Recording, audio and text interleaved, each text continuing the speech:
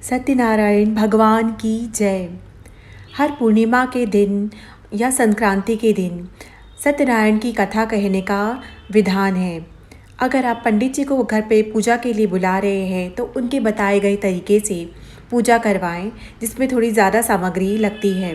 लेकिन आप स्वयं ही घर पर सिंपल तरीके से पूजा करना चाहते हैं तो विष्णु भगवान की फ़ोटो या लड्डू गोपाल जी को ही स्नान कराकर उनको टीका लगाकर फूल चढ़ाएं, उनके सामने शुद्ध घी का दीपक प्रज्वलित करें, अगरबत्ती जलाकर उन्हें खीर या पंजरी या फलों का प्रसाद, पंचामृत का भी प्रसाद रख सकते हैं और उनको अर्पण करके सच्चे हृदय से श्रद्धापूर्वक 5 अध्याय का पाठ करें या श्रवण करें और अंत में आरती करके सभी को प्रसाद ग्रहण करना चाहिए। सत्यनारायण भगवान की जय।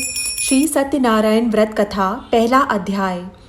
एक समय नैमिषारण्य तीर्थ में शौनकादि 88,000 ऋषियों ने श्री सूत जी से पूछा, हे प्रभु, इस कलयुग में वेद विद्या रहित मनुष्यों को प्रभु भक्ति किस प्रकार मिलेगी? उनका उद्धार कैसे होगा? इसलिए हे मुनि, कोई ऐसा तप कहिए जिससे थोड़े समय में पुण्य प्राप्त होवे तथा मनोवांछित फल मिले।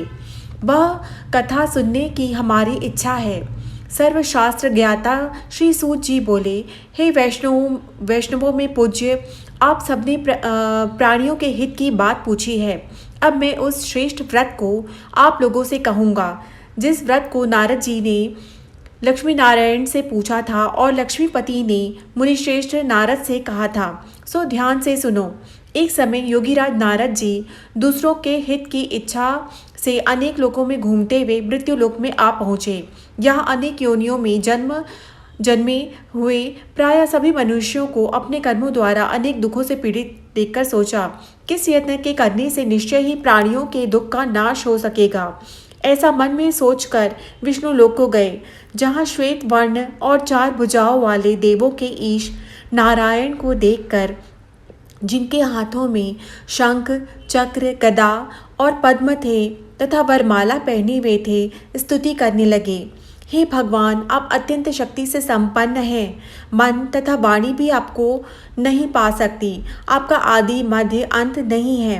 निर्गुण स्वरूप सृष्टि आदि के भूत व भक्तों के दुख को नष्ट करने वाले हो, आपको नमस्कार है। नारद जी से इस प्रकार की स्तुति सुनकर विष्णु भगवान बोले, हे मुनि श्रेष्ठ, आपके मन में क्या है? आप किस काम के लिए आपका आगमन हुआ है? निसंकोच कहो। तब नारद मुनि बोले, मृत्यु लोक में सब मनुष्य जो अनेक योनियों में पैदा हुए हैं, अपने अपने कर्मों के द्वारा अनेक प्रकार के दुखों से दुखी हो रहे हैं। हे नाथ, मुझ पर दया रखते हो तो बतलाइए कि उन मनुष्यों के सब दुख थोड़े ही प्रयत्न से कैसे दूर हो सकते हैं। श्री भगवान जी बोले, हे नारद, मनुष्यों की भलाई के लिए तुमने बहुत अच्छी बात पूछी है। जिस काम को करने से मनुष्य मोह से छूट जाता है, वह मैं कहता हूँ। सुनो, बहुत पुण्य देने वाला स्वर्ग तथा मृत्यु लोक दोनों में दुर्लभ एक उत्तम व्रत है। आज मैं प्रेमवश होकर तुमसे कहता हूँ। सत्यनारायण का यह व्रत अच्छी तरह विधि पूर्वक करके मनुष्य आयु पर्यंत यहाँ सुख भोग कर मरने पर मोक्ष को प्राप्त होता है। श्री भगवान के वचन सुनकर नारद मुनि बोले कि उस व्रत का फल क्या है, क्या विधान है और किसने यह व्रत किया है और किस दिन यह व्रत करना चाहिए, विस्तार से कहिए। भगवान बोले, दुख शोक आदि को दूर करने वाला, धन धान्य को बढ़ाने वाला, सौभाग्य तथा संतान को देने वाला यह व्रत सब स्थानों पर विजयी करने वाला है। भक्ति और श्रद्धा के साथ किसी भी दिन मनुष्य सत्यनारायण की प्रातः काल के समय ब्राह्मणों और बंधुओं के साथ धर्मपरायण होकर पूजा करे। भक्ति भाव से नैवेद्य, केले का फल, घी, दूध और गेहूं का चूर्ण सवाया लेवे। गेहूं के अभाव में साठी का चूर्ण, शक्कर तथा गुड़ लें और सब भक्षण योग्य पदार्थ जमा करके भगवान को अर्पण कर देवे तथा बंधुओं सहित ब्राह्मणों को भोजन करावें। तत्पश्चात स्वयं भोजन करें। नृत्य गीत आदि का आचरण कर सत्यनारायण भगवान का स्मरण करते हुए समय व्यतीत करें। इस तरह व्रत करने पर मनुष्यों की इच्छा निश्चय ही पूरी होती है। विशेषकर कली काल में भूमि पर यही मोक्ष का सरल उपाय है। बोलिए सत्यनारायण भगवान की जय। दूसरा अध्याय। सूत जी बोले, हे ऋषियों, जिसने पहले समय में इस व्रत को किया है उसका इतिहास कहता हूँ, ध्यान से सुनो। सुंदर काशीपुर नगरी में एक अत्यंत निर्धन ब्राह्मण रहता था। वह भूख और प्यास से बेचैन हुआ नित्य पृथ्वी पर घूमता था। ब्राह्मणों से प्रेम करने वाले भगवान ने ब्राह्मण को दुखी देखकर बूढ़े ब्राह्मण का रूप धर उसके पास जा आदर के साथ पूछा, हे विप्र, नित्य दुखी हुआ पृथ्वी पर क्यों घूमता है? हे श्रेष्ठ ब्राह्मण, यह सब मुझसे कहो, मैं सुनना चाहता हूँ। ब्राह्मण बोला, मैं निर्धन ब्राह्मण हूँ, भिक्षा के लिए पृथ्वी पर फिरता हूँ। हे भगवान, यदि आप इसका उपाय जानते हो तो कृपा कर कहिए। वृद्ध ब्राह्मण बोला कि सत्यनारायण भगवान मनोवांछित फल देने वाले हैं, इसलिए हे ब्राह्मण, तू उनका पूजन कर, जिसके करने से मनुष्य सब दुखों से मुक्त होता है। ब्राह्मण को व्रत का सारा विधान बतलाकर बूढ़े ब्राह्मण का रूप धारण करने वाले सत्यनारायण भगवान अंतर्धान हो गए। जिस व्रत को वृद्ध ब्राह्मण ने बतलाया है, मैं उसको करूँगा, यह निश्चय करने पर उसे रात को में नींद भी नहीं आई। वह सवेरे उठ सत्यनारायण के व्रत का निश्चय कर भिक्षा लेने के लिए चला। उसको भिक्षा में बहुत सा धन मिला, जिसे बंधु बांधवों के साथ उसने सत्यनारायण का व्रत किया। इसके करने से वह ब्राह्मण सब दुखों से छूटकर अनेक प्रकार की संपत्तियों से युक्त हुआ। उस समय से वह ब्राह्मण हर मास व्रत को करने लगा। इस तरह सत्यनारायण भगवान के व्रत को जो करेगा वह मनुष्य सब दुखों से छूट जाएगा। इस तरह नारद जी से नारायण का कहा हुआ यह व्रत मैंने तुमसे कहा। हे विप्रो, अब और क्या कहूँ? ऋषि बोले, हे मुनीश्वर, संसार में इस ब्राह्मण से सुनकर किस किस ने इस व्रत को किया, हम यह सब सुनना चाहते हैं। इसके लिए हमारे मन में श्रद्धा है। सूत जी बोले, हे मुनियों, जिसने इस व्रत को किया है वह सब सुनो। एक समय ब्राह्मण धन और ऐश्वर्य के अनुसार बंधु बांधवों के साथ व्रत करने को तैयार हुआ। उसी समय एक लकड़ी बेचने वाला बूढ़ा आदमी आया और बाहर लकड़ियों को देख रख कर ब्राह्मण के मकान में गया। प्यास से दुखी लकड़हारा उस व्रत को करते देखकर ब्राह्मण को नमस्कार कर कहने लगा, आप यह क्या कर रहे हैं और इसके करने से क्या फल मिलता है? कृपा करके मुझसे कहो। ब्राह्मण ने कहा, यह सब कामनाओं को पूरा करने वाला सत्यनारायण भगवान का व्रत है। इसकी ही कृपा से मेरे यहाँ धन धान्य आदि की वृद्धि हुई है। ब्राह्मण से इसके बारे में जानकर लकड़हारा बहुत प्रसन्न हुआ। चरणामृत ले और प्रसाद खाने के बाद अपने घर को गया। लकड़हारे ने अपने मन में इस प्रकार संकल्प किया कि आज नगर में लकड़ी बेचने से जो धन मिलेगा उसी से मैं सत्यनारायण देव का उत्तम व्रत करूँगा। क्या मन में विचार कर वह बूढ़ा आदमी लकड़ियाँ अपने सिर पर रख कर जिस नगर में धनवान लोग रहते थे वह ऐसे सुंदर नगर में गया। वह उस रोज वहाँ पर उसे उन लकड़ियों के दाम पहले दिनों से चौगुना मिला। तब वह बूढ़ा लकड़हारा दाम ले और अति प्रसन्न होकर पक्के केले की पुली, शक्कर, घी, दूध, दही और गेहूं का आटा इत्यादि सत्यनारायण भगवान के व्रत की कुल सामग्रियों को लेकर अपने घर गया। फिर उसने अपने भाइयों को बुलाकर विधि के साथ भगवान जी का पूजन और व्रत किया। उस व्रत के प्रभाव से वह बूढ़ा लकड़हारा धन, पुत्र आदि से युक्त हुआ और संसार के समस्त सुख को भोग कर बैकुंठ चला गया। बोलो सत्यनारायण भगवान की जय। तीसरा अध्याय। सूत जी बोले, हे श्रेष्ठ मुनियों, अब आगे की कथा कहता हूँ, सुनो। पहले समय में उल्का मुख नाम का एक बुद्धिमान राजा था। वह सत्यवक्ता और जितेंद्रिय था।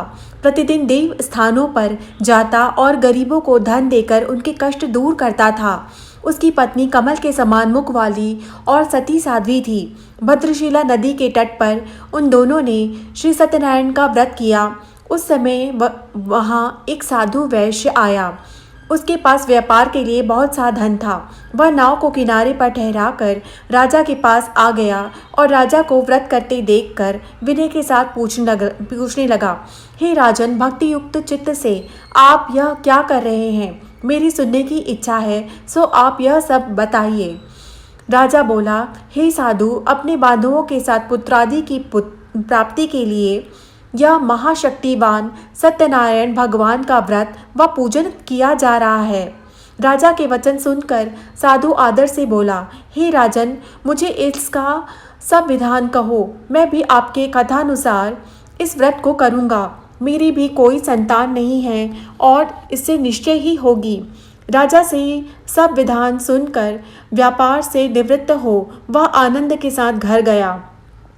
साधु ने अपनी स्त्री से संतान देने वाले उस व्रत का समाचार सुनाया और कहा कि जब मेरे संतान होगी तब मैं इस व्रत को करूँगा। साधु ने ऐसे वचन अपनी स्त्री लीलावती से कहे।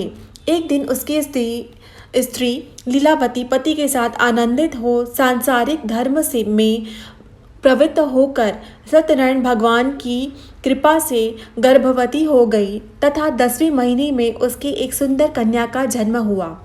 दिनों दिन वह इस तरह बढ़ने लगी जैसे शुक्ल पक्ष का चंद्रमा बढ़ता है। कन्या का नाम कलावती रखा गया। तब लीलावती ने मीठे शब्दों से अपने पति से कहा कि जो आपने संकल्प किया था कि भगवान का व्रत करूँगा, अब आप उसे करिए।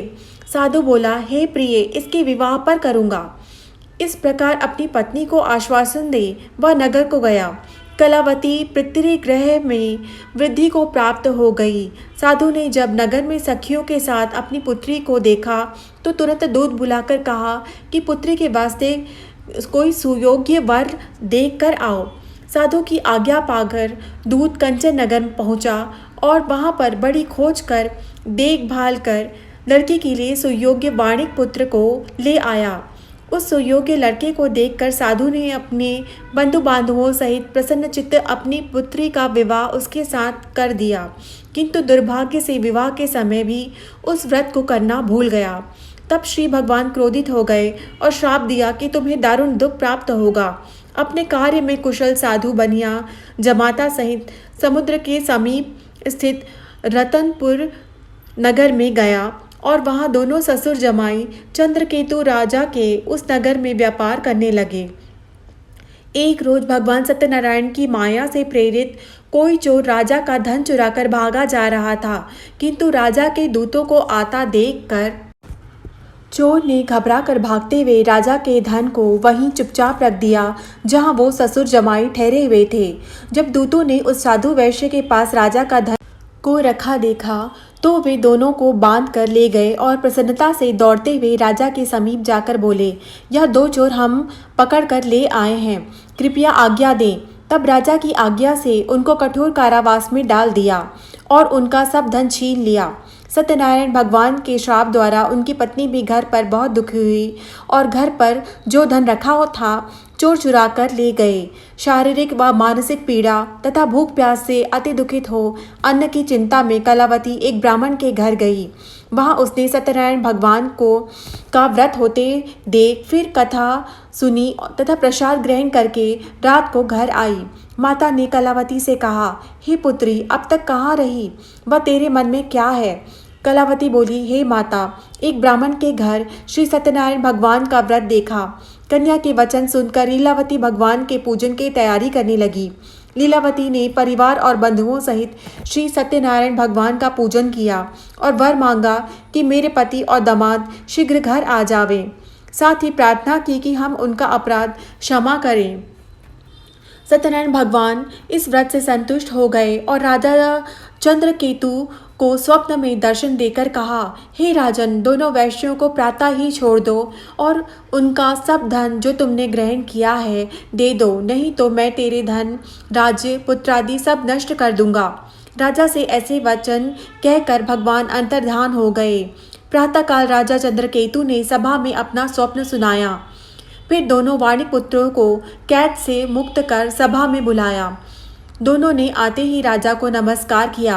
राजा मीठे वचनों से बोला, हे महानुभावों, भावीवश ऐसा कठिन दुख प्राप्त हुआ है, अब तुम्हें कोई भय नहीं। ऐसा कहकर राजा ने उनको नए नए वस्त्राभूषण पहनाए और जितना धन लिया था उसे दुगना धन देकर आदर सहित विदा किया। दोनों वैश्य अपने घर को चल दिए। बोलिए सत्यनारायण भगवान की जय। चौथा अध्याय। सूत जी बोले, वैश्य ने मंगलाचार करके यात्रा आरंभ की और अपने नगर को चला। उनके थोड़ी दूर निकलने पर दंडी वेशधारी श्री सत्यनारायण ने उनसे पूछा, हे साधु, तेरी नाव में क्या है? अभिमानी वाणिक हंसता हुआ बोला, हे दंडी, आप क्यों पूछते हैं? क्या धन लेने की इच्छा है? मेरी नाव में तो बेल और पत्ते भरे हैं। वैश्य का कठोर वचन सुनकर भगवान ने कहा, तुम्हारा वचन सत्य हो। दंडी ऐसा कहकर वहां से दूर चले गए और कुछ दूर जाकर समुद्र के किनारे बैठ गए। दंडी के जाने पर वैश्य ने नेत्र क्रिया करने के बाद नाव को ऊंची उठी देखकर अचंभा किया और नाव में बेल पत्ते आदि देखकर मूर्छित हो जमीन पर गिर पड़ा। फिर मूर्छा खुलने पर अत्यंत शोक प्रकट करने लगा। तब उसका दामाद बोला कि आप शोक ना करें, यह दंडी का श्राप है, अतः उनकी शरण में चलना चाहिए, तभी हमारी मनोकामना पूरी होगी। दामाद के वचन सुनकर साधु वाणिक दंडी के पास पहुंचा और अत्यंत भक्तिभाव से नमस्कार करके बोला, हे भगवान, आपकी माया से मोहित ब्रह्मा आदि भी आपके रूप को नहीं जानते, तब मैं अज्ञानी कैसे जान सकता हूँ? आप प्रसन्न होइए, मैं सामर्थ्य के अनुसार आपकी पूजा करूँगा। मेरी रक्षा करो और पहले के समान मेरी नौका में धन भर दो। आप उसके भक्ति युक्त वचन सुनकर भगवान प्रसन्न हो उसकी इच्छानुसार वर देकर अंतर्धान हो गए। तब उन्होंने नाव पर आकर देखा कि नाव धन से परिपूर्ण है। फिर वह भगवान सत्यनारायण का पूजन कर साथियों सहित अपने नगर को चला। जब अपने नगर के निकट पहुंचा तब दूत को घर भेजा। दूत ने साधु के घर जा उसकी स्त्री को नमस्कार कर कहा कि साधु दामाद सहित इस नगर के समीप आ गए हैं। ऐसा वचन सुन साधु की स्त्री ने बड़े हर्ष के साथ सत्यदेव का पूजन कर पुत्री से कहा कि मैं अपने पति के दर्शन को जाती हूँ, तो कार्य पूर्ण कर शीघ्र आना। माता के ऐसे वचन सुनकर कलावती प्रसाद छोड़कर पति के पास गई। प्रसाद की अवज्ञा के कारण सत्यदेव ने रुष्ट हो उसके पति को नाव सहित पानी में डुबा दिया। कलावती अपने पति को ना देखकर रोती हुई जमीन पर गिर गई।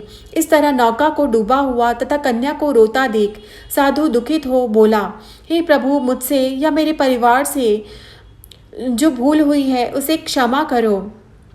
उसके दीन वचन सुनकर सत्यदेव प्रसन्न हो गए और आकाशवाणी हुई, साधु, तेरी कन्या मेरे प्रसाद को छोड़कर आई है, इसलिए उसका पति अदृश्य हुआ है। यदि वह घर जाकर प्रसाद खाकर लौटे तो इसके पति अवश्य मिलेगा। ऐसी आकाशवाणी सुनकर कलावती ने घर पहुंचकर प्रसाद खाया, फिर आकर पति के दर्शन किए। तत्पश्चात साधु ने बांधुओं सहित सत्यदेव का विधि पूर्वक पूजन किया। उस दिन से वह प्रत्येक पूर्णिमा को सत्यनारायण भगवान का पूजन तथा कथा कहने लगा। फिर इस लोक में सुख भोग कर अंत में स्वर्ग लोक को गया। बोलिए सत्यनारायण भगवान की जय। पांचवा अध्याय। सूत जी बोले, हे ऋषियों, मैं और भी कथा कहता हूँ, सुनो। प्रजा पालन में लीन तुंगध्वज नाम का एक राजा था। उसने भी भगवान के प्रसाद का त्याग कर बहुत दुख पाया। एक समय वन में जाकर वन्य पशुओं को मारकर बड़ के नीचे आया। वहाँ उसने ग्वालों को भक्ति भाव से बांधवों सहित सत्यनारायण जी का पूजन करते देखा। राजा देखकर भी अभिमानवश वहाँ नहीं गया और ना ही नमस्कार किया। जब ग्वालों ने भगवान का प्रसाद उसके सामने रखा तो वह प्रसाद को त्याग कर अपनी सुंदर नगरी को चला।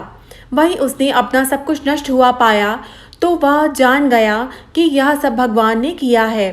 तब वह विश्वास कर ग्वालों के समीप गया और विधि पूर्वक पूजन कर प्रसाद खाया तो सत्यदेव की कृपा से पहले जैसा था वैसा ही हो गया। फिर दीर्घ काल तक सुख भोग कर मरने पर स्वर्गलोक को गया। जो मनुष्य इस परम दुर्लभ व्रत को करता है, भगवान की कृपा से उसे धन धान्य की प्राप्ति होती है तथा सब मनोरथ पूर्ण होकर अंत में बैकुंठ धाम को जाता है। जिन्होंने पहले इस व्रत को किया, अब उनके दूसरे जन्म की कथा कहता हूँ। वृद्ध शतानंद ब्राह्मण ने सुदामा का जन्म लेकर मोक्ष को प्राप्त हुआ। उल्कामुख नाम का राजा दशरथ होकर बैकुंठ को प्राप्त हुआ। साधु नाम के वैश्य ने मोर ध्वज बनकर अपने पुत्र को आरे से चीर कर मोक्ष को प्राप्त किया। महाराज तुंगध्वज ने स्वयंभू होकर भगवान में भक्ति युक्त कर्म कर मोक्ष प्राप्त किया। इस प्रकार श्री सत्यनारायण व्रत कथा संपूर्ण हुई। बोलिए सत्यनारायण भगवान की जय। श्री सत्यनारायण जी की आरती। जय लक्ष्मी रमणा स्वामी, जय लक्ष्मी रमणा, जय लक्ष्मी रमणा स्वामी, जय लक्ष्मी रमणा। सत्यनारायण स्वामी, सत्यनारायण स्वामी, जनपातक हरणा, जय लक्ष्मी रमणा। रत्न जड़ित सिंहासन अद्भुत छवि राजे, स्वामी अद्भुत छवि राजे। नारद करत निरंजन, नारद करत निरंजन, घंटा ध्वनि बाजे, जय लक्ष्मी रमणा। प्रकट भय कलि कारण, द्विज को दर्श दियो, स्वामी द्विज को दर्श दियो। बूढ़ो ब्राह्मण बन कर, बूढ़ो ब्राह्मण बन कर, कंचन महल कियो, जय लक्ष्मी रमणा। दुर्बल भील कठारो, इन पर कृपा करी, स्वामी इन पर कृपा करी। चंद्रचूड़ एक राजा, चंद्रचूड़ एक राजा, जिनकी विपत्ति हरी, जय लक्ष्मी रमणा। वैश्य मनोरथ पायो, श्रद्धा तज दीनी, स्वामी श्रद्धा तज दीनी। सो फल भोग्यो प्रभु जी, सो फल भोग्यो प्रभु जी, फिर स्तुति कीनी, जय लक्ष्मी रमणा। भाव भक्ति के कारण छिन छिन रूप धर्यो, स्वामी छिन छिन रूप धर्यो। श्रद्धा धारण कीनी, श्रद्धा धारण कीनी, तिनको काज सर्यो, जय लक्ष्मी रमणा। ग्वाल बाल संग राजा, वन में भक्ति करी, स्वामी वन में भक्ति करी। मन वांछित फल दीनो, मन वांछित फल दीनो, दीन दयाल हरि, जय लक्ष्मी रमणा। चढ़त प्रसाद स्रवायो, कदली फल मेवा, स्वामी कदली फल मेवा। धूप दीप तुलसी से, धूप दीप तुलसी से, राजी सत्य देवा, जय लक्ष्मी रमणा। श्री सत्यनारायण जी की आरती जो कोई नर गावे, स्वामी जो कोई नर गावे। कहत शिवानंद स्वामी, कहत शिवानंद स्वामी, मनवांछित फल पावे, जय लक्ष्मी रमणा, जय लक्ष्मी रमणा। स्वामी जय लक्ष्मी रमणा। सत्यनारायण स्वामी, सत्यनारायण स्वामी, जनपातक हरणा, जय लक्ष्मी रमणा। स्वामी जय लक्ष्मी रमणा। बोलो सत्यनारायण भगवान की जय। श्री सत्यनारायण भगवान आपकी हर मनोकामना पूर्ण करें।